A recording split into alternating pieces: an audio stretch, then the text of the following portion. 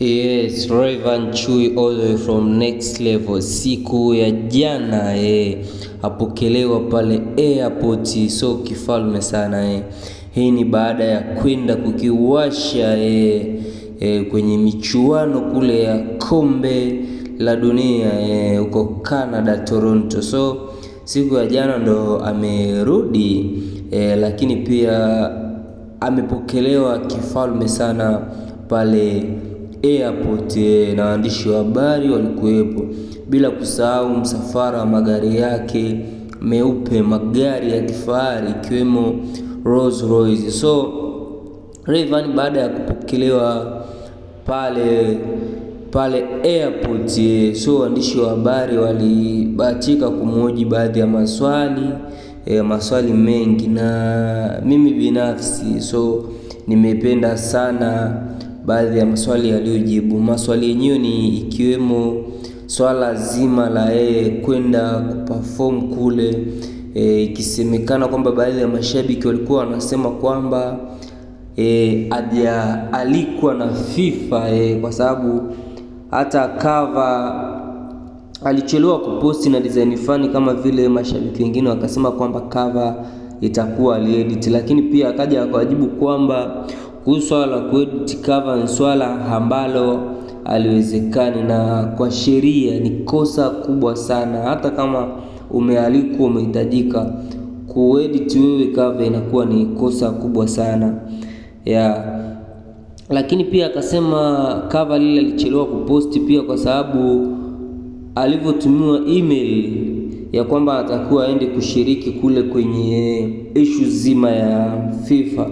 Alivyotumiwa email, alivyocheki visa zake akakuta visa zimeisha expire, lakini pia ikawa ni process kubwa tena kwa sababu kutafuta visa ya Canada inachukua kama miezi 3. Kwa hiyo akaja akasema kwamba aliwasiliana na baadhi ya watu wengine waheshimiwa wamsaidie kuhusiana na swala la visa.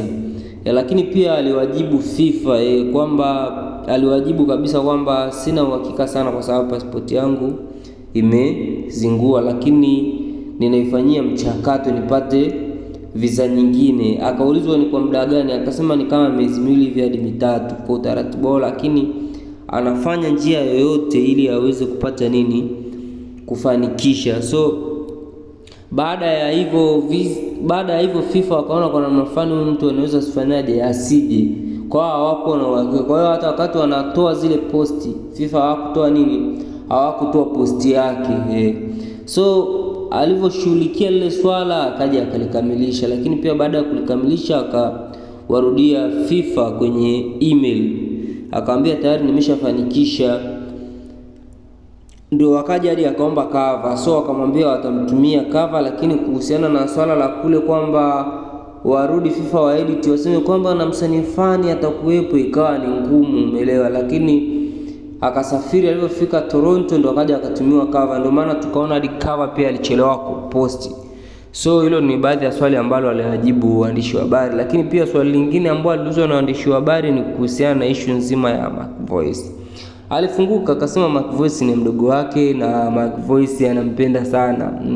So hakujibu chochote baada ya zile tuhuma kutokea, kwa sababu alihisi pengine angeweza kumchafua mdogo wake, na ikitokea kwamba watu wamchukie Mac Voice au yeye atachagua yeye, ndio maana akaamua yeye kukaa kimya.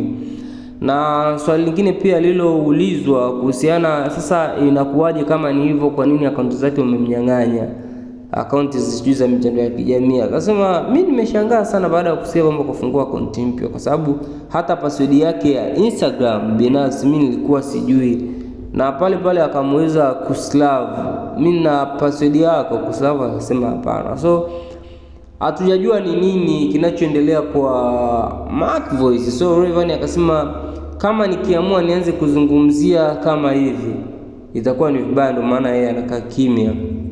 Lakini pia akauliza swali lingine la kuhusiana na swala la Masepetu kujifungua alichokifanya ni alisema anampa sana hongera Masepetu pamoja na Ozo. Lakini pia kuna swali lingine aliulizwa la kuhusiana na kwamba kwenda kuperform kule by the way labda inakuwa na faida gani. Hapo maswali mengi alifunguka, kwa sababu alisema mimi nikienda kuperform kule pia ninakuwa nalitambulisha taifa vizuri, na pia akafunguka kwamba kupitia FIFA wamemfollow nani, wamemfollow Diamond. Lakini pia kuna swali akaulizwa, kuna interview ya Harmonize ambayo aliifanya. Hiyo interview Harmonize akaulizwa kwamba yeye ni kijana wa nani, wa Diamond. Akakataa vipi kuhusiana na yeye, akasema yeye ni kijana wa Diamond, hata pia Harmonize ni kijana wa Diamond. Hilo aliwezi kubadilika kwa namna yote au namna nyingine, na Diamond anampenda sana Harmonize na Harmonize anampenda sana Diamond. So haya yote yanokuwa yanaendelea ni mambo tu yanayoendelea nyuma ya pazia, na kuna mambo mengi ambayo hatuyafahamu. So hayo ni baadhi ya mambo ambao Rayvanny Vanny Boy amefunguka pale airport, lakini pia akaja kupokelewa na usafiri wake na kurudi nyumbani kwake. So ni yapi maoni yako kuhusiana na swala zima hili? So unaweza kadondosha maoni yako mimi hapo chini kwenye sehemu ya comment section. Usisahau kulike, comment pamoja na kusubscribe katika channel yetu ya Msangi Technology.